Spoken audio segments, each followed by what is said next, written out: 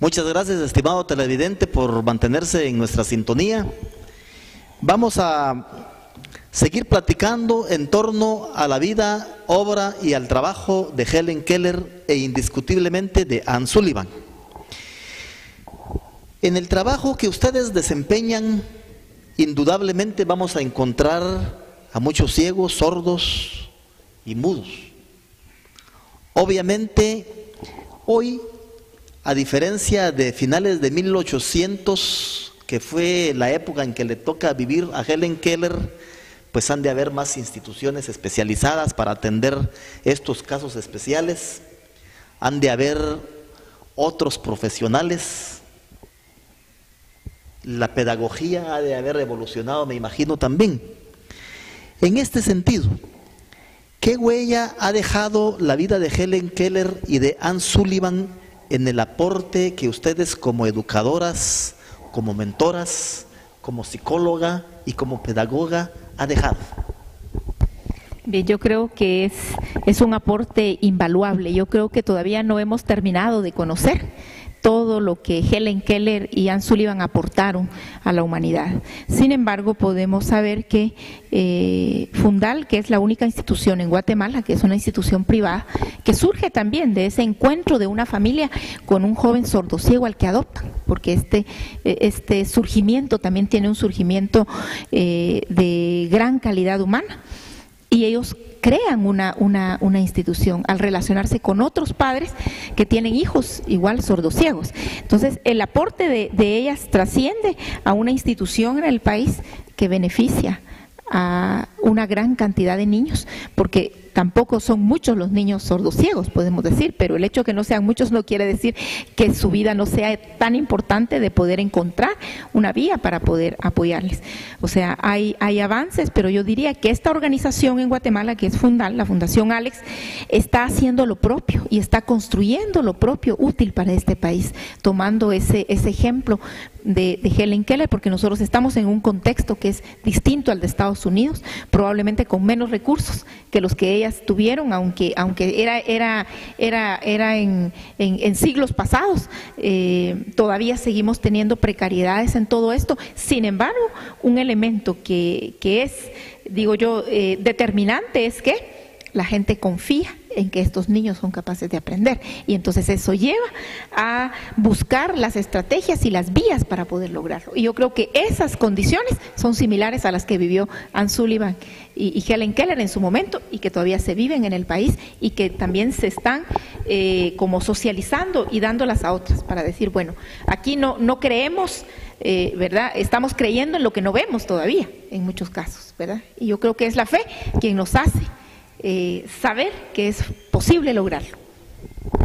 Y fíjese, José Luis, que en nuestra experiencia hemos llegado a pensar siempre que las personas que se involucran en este tipo de trabajos lo hacen básicamente porque les ha estado tocando vivir una experiencia de este tipo en su vida, así como para el surgimiento de esta institución que hablaba Noemí, por ejemplo, cuando nació la Escuela de Educación Especial aquí en Cobán, nació precisamente por la iniciativa de padres de familia que tenían en su seno niños con limitaciones y que querían verlos salir adelante, quería que aprendieran. Ellos deseaban no quedarse con los brazos cruzados, sino hacer algo por estos niños, que es lo que hacen los papás de Helen Keller. Es decir, siempre están involucrados los sentimientos, el amor, la esperanza en que sí se puede hacer algo por ellos, porque tienen el mismo derecho que cualquier otro ser humano para salir adelante en la vida, pues tienen derecho a aprender y tienen mucho derecho a ser felices, que es lo que básicamente se busca con este tipo de educación especial. Entonces, pues, volviendo a su pregunta, la vida de Helen Keller ha sido para todos en la educación especial una inspiración. Y los mismos papás, si pudieron los papás de Helen Keller, pues todos debemos de poder, todos debemos de tratar, y eso es lo que mueve a involucrarse en este mundo de la educación especial. Podemos darnos cuenta de que, y podríamos decirlo de esta forma, de que uno de los primeros requisitos como para poder salir adelante en una situación especial como la que le toca vivir a Helen Keller, pues es fundamental contar con la aprobación del padre de familia y que los padres de familia pues realmente quieran que su hijo tenga una educación inclusive superior si fuera factible. Lamentablemente en el país las condiciones socioeconómicas, pienso yo, que no permiten de que se le pueda ayudar a muchas gentes que se encuentran con este tipo de discapacidad. Pero ya Noemí nos mencionaba hace un momento de que existen instituciones especializadas como en la donde usted trabaja, y aquí en Cobán pues parece que también tenemos una institución que presta un servicio a la humanidad en este sentido. ¿Dan ustedes una luz en medio de la oscuridad desde su vocación, desde su instrucción y lo que ustedes hacen? Definitivamente sí, José Luis, ¿verdad?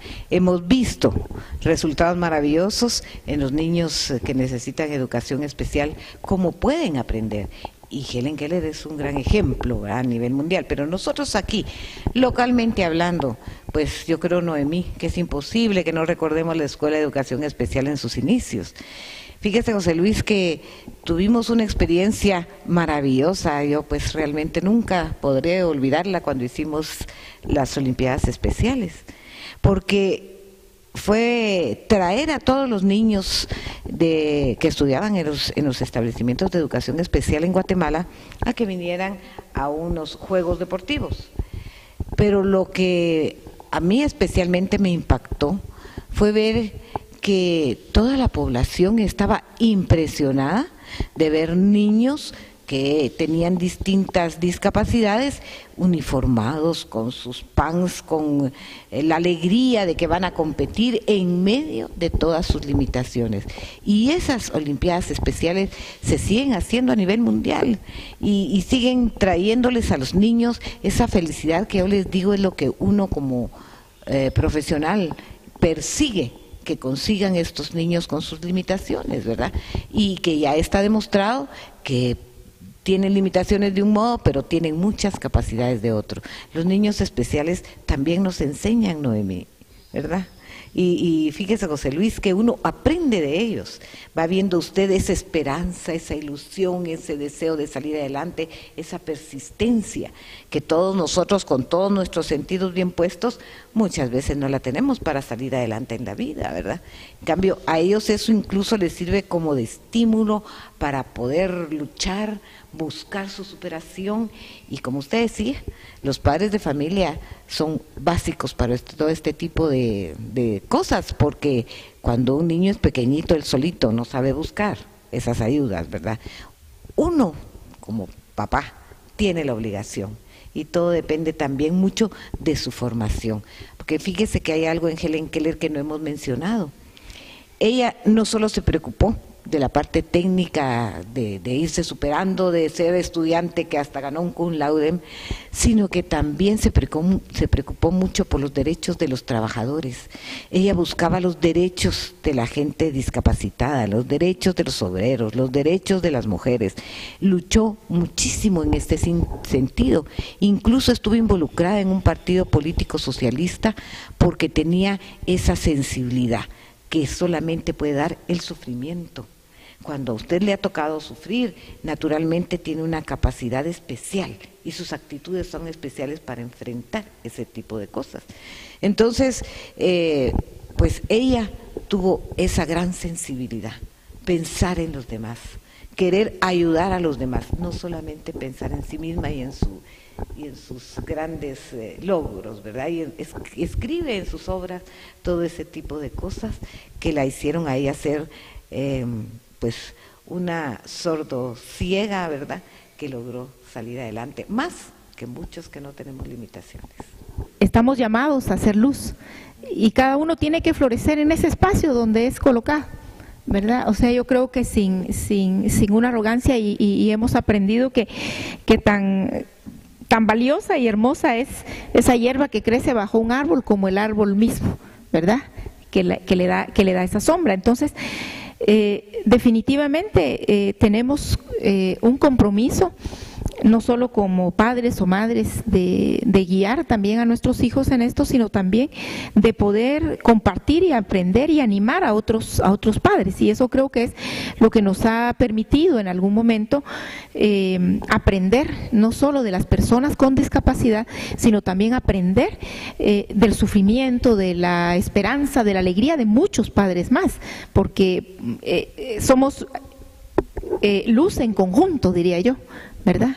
O sea, creo que en conjunto podemos pues realmente iluminar mucho más este sendero, este camino que no es a veces sencillo recorrer, ¿verdad? O sea, creo que tenemos como que vivir muchas veces ese sufrimiento y pasar ese trabajo, digamos, podríamos decir, ¿verdad?, que es a veces complicado, no lo entendemos muchas veces, pero cuando realmente llegamos a encontrar su verdadero significado, sabemos que tendremos que hacer todo aquello que sea necesario hacer, no solo para ayudarnos a nosotros mismos, sino también para poder ayudar a otros. Con padres que tienen niños con otras capacidades, me he dado cuenta yo de que al utilizar el término especial, algunos se molestan y algunos la consideran como una frase peyorativa. ¿Es lícito el término o existe otro término que se pueda aplicar? Bueno, yo creo que la naturaleza humana es en algún momento de negación, ¿verdad?, ante aquella situación que no se puede transformar. Yo recuerdo que históricamente la Escuela de Educación Especial de Cobán, ¿verdad?, que se transforma en Escuela de Educación Especial más o menos en los años 90, surge como escuela para los niños especiales. O sea, ese es su nombre original, Escuela de Niños Especiales. Y realmente el concepto especial, pues particularmente no lo considero peyorativo, porque creo que todos somos de alguna manera especiales, ¿verdad? Y entonces se da esta denominación, digamos, a los niños que presentan alguna discapacidad y luego surgen otros términos, necesidades especiales, capacidades diferentes, pero yo pregunto siempre, bueno, pero todos tendremos capacidades diferentes, y resulta que sí, ¿verdad? Todos tenemos capacidades especiales, pues también, o sea que entonces es a veces como no querer aceptar. Podemos decir que desde las instituciones el término discapacidad, que sería pues el que se aplica a este tipo, digamos, de pérdidas en algún momento, como el de Helen Keller, pero no podríamos decir que Helen Keller era una persona con discapacidad, dado todo lo que ella logra trascender, ¿verdad? Y entonces cuando ella logra superar estas barreras, deja de ser una persona con discapacidad. Claro, siempre será una persona con una pérdida, con una deficiencia, más no porque ella logra realizarse, ¿verdad?, de alguna manera. Y yo creo que eso es lo mismo, ¿verdad?, en cuanto a que si cuando uno está empezando a entender este tema, pues no quisiera que le dijeran que su hijo tiene una discapacidad, pues definitivamente, yo creo que eso nadie lo quiere, pero porque la discapacidad no es sencilla, es difícil, es dura, es dolorosa muchas veces, ¿verdad? Pero tenemos que sacar lo mejor de esa circunstancia, de esa condición que nos ha tocado vivir.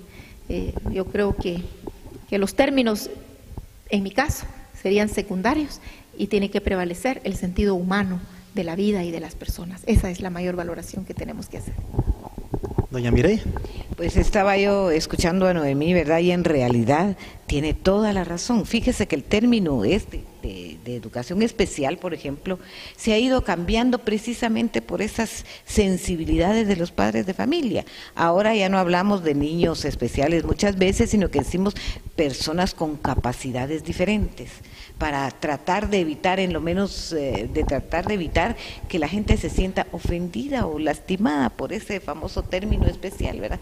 Pero francamente, Noemí le ha explicado cómo es la situación.